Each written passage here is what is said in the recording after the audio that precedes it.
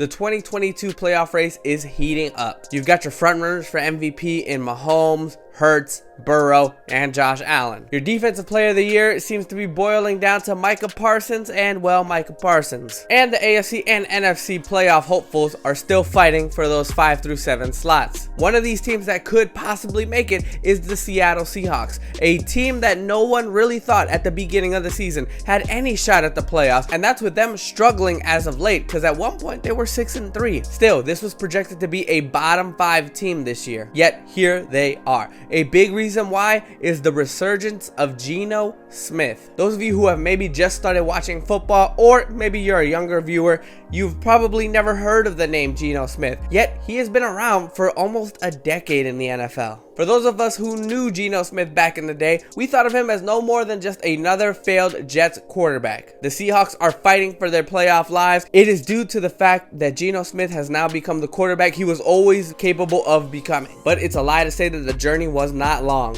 After a rough start with the aforementioned Jets, being punched by a teammate resulting in him breaking his jaw, that would be the snowball effect of him being a backup for the next 6 or 7 years. Yet in 2022, no matter how the Seahawks finished, Geno Smith is my pick for comeback player of the year. But just exactly how did we get here? In this video, we're gonna go take it all the way back, how he was drafted by the Jets and what exactly happened in the coming years, and especially how he was able to turn it around this year. What it do, ladies and gentlemen? It is Triple DS. Thank you guys so much for tuning in once again. I do apologize in advance for what my voice sounds like. It's actually getting a little cold in Texas right now, so pardon the voice, but I'm sure I can still get my message across. Geno Smith is a video that you guys requested. I put a poll up and Geno was the winner. Thank you guys so much for the support on the Brock Purdy video as well as the Baker Mayfield video. The Baker one especially went over 1,000 views and I could not be more thankful, y'all. So if you guys could hit that subscribe button for me or hit that like for me, I would greatly appreciate it, y'all. Geno Smith is someone who I wanted to cover for a while now, and I think I waited a little bit too long because the Seahawks are struggling a little bit as of late. But let me make it clear, it's not necessarily on Geno, and I'll get more into that in the video. So with all that out of the way, I just want to say thank y'all for joining me, and let's go ahead and begin. Eugene Smith III was born on October 10th, 1990 in Miami, Florida.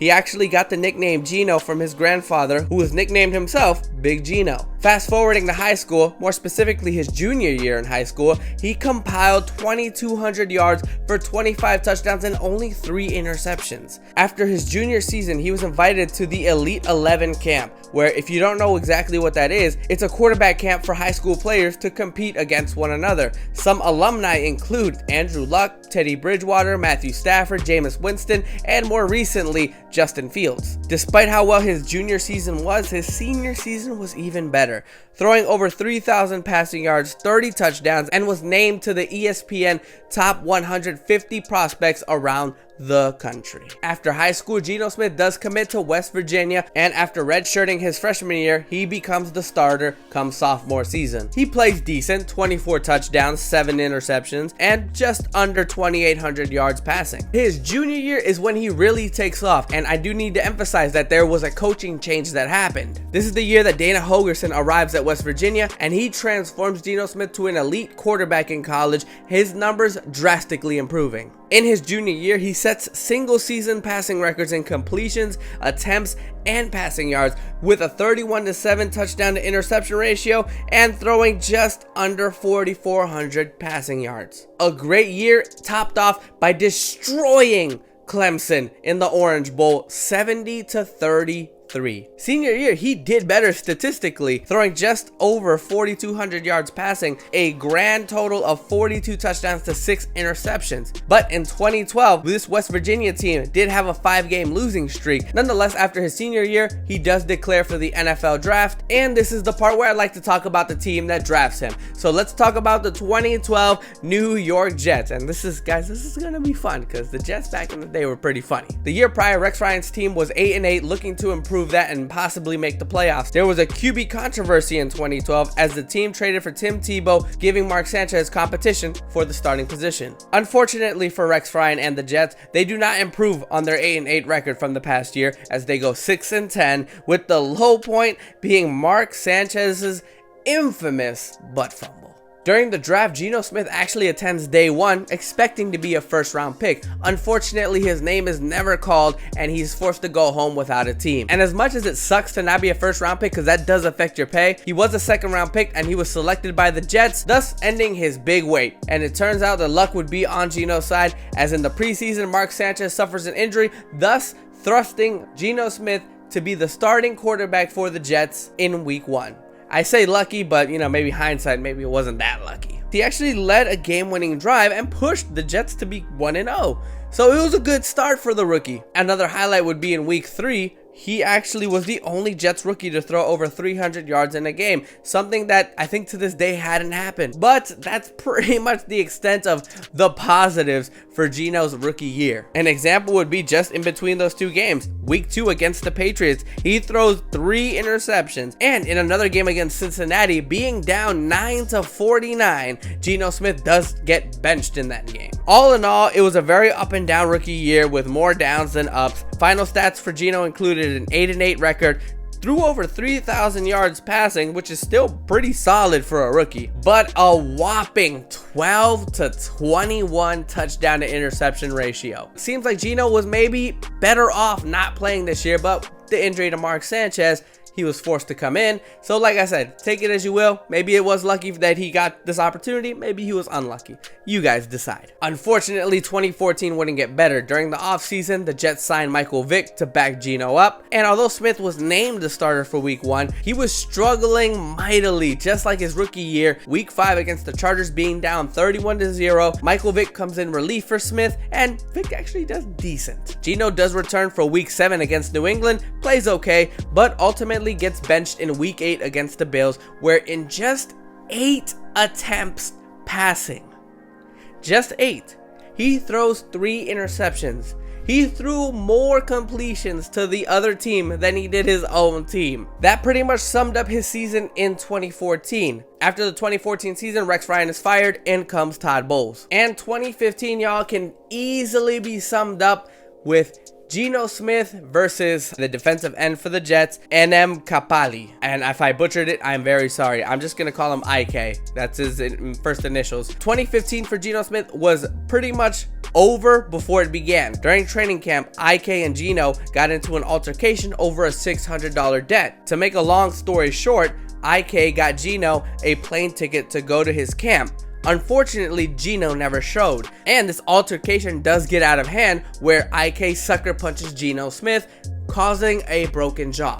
IK was released, Geno Smith was put on IR. After all was said and done and Geno Smith was healed, cleared, ready to play, Fitzpatrick was actually off to a really hot start. He actually had the Jets 2-0 as quarterback, so Geno Smith was unfortunately left to ride the bench. That's it for 2015. That sums it up. 2016 was more of the same. Fitz got the starting job again. However, Fitzpatrick does do his typical Fitz tragic things, and he gets benched in week 7 against Baltimore. So this is Geno's chance to shine. This is how fate works for some people, y'all. His first action back as the starter, he tears his ACL in this game, thus ending his season and ultimately his time with the Jets. In 2017, Geno Smith does sign with the Giants. However, the biggest moment during his time was more of an infamous moment. Ben McAdoo, who was the coach at the time, pulls Eli Manning for a game, thus ending Eli Manning's 210 starting streak. And who did he put in? Geno Smith, who played okay. And it wasn't even for anything.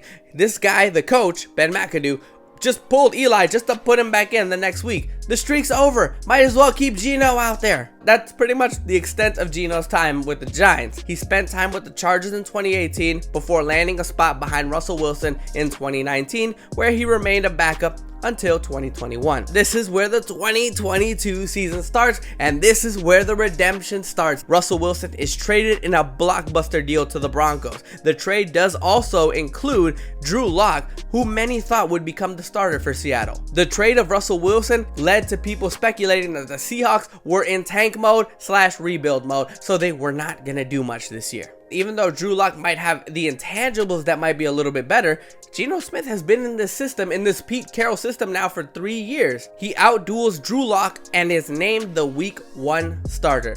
Guys, this is a big deal. This is a guy who's been a backup for the majority of his career at this point. And this is the first time in about 8 years that he is an NFL team's first choice. Take that as you will, but I would be very, very grateful for this second chance. And yes, he does not let this opportunity go to waste. Just in week 1, when Denver and Russell Wilson come to town, he outplays the guy he was backing up for all these years, going 23 of 28 with 195 yards, 2 touchdowns, no interceptions, and the Seahawks defeat the Broncos 17-16. And after a week 2 game against the Niners, where he did struggle, but to his credit, everyone struggles against the 49ers defense, he genuinely looks, and I don't know if I'm going to get ostracized for this, he genuinely looks like a top 10 quarterback in this league. He's certainly been playing better than Russell Wilson, and as of my recording, he is number 1 in the NFL in terms of completion percentage.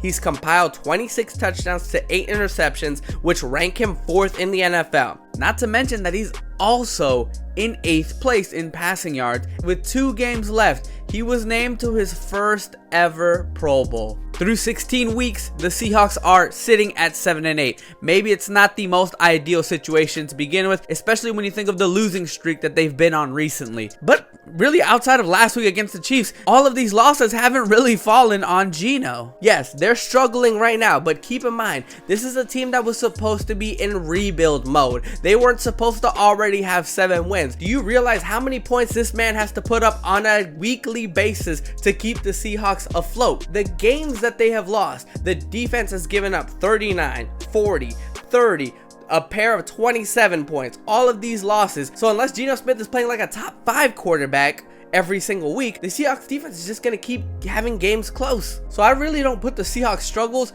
all on Geno Smith. Smith has proven that with the right coach, he is a good quarterback. He proved it in college, and now he's proving it in the NFL. A lot of people are giving credit to Pete Carroll, saying, you know, it's the system. Look, Russell Wilson is struggling without Pete Carroll, but do not discredit Geno Smith for the work that he's put in, for the years that he's committed to the Seahawks, and his commitment to the game and his teammates. In summary, y'all, my pick for comeback player of the year will be Geno Smith. If the Seahawks don't make the playoffs, it will be because of their defense.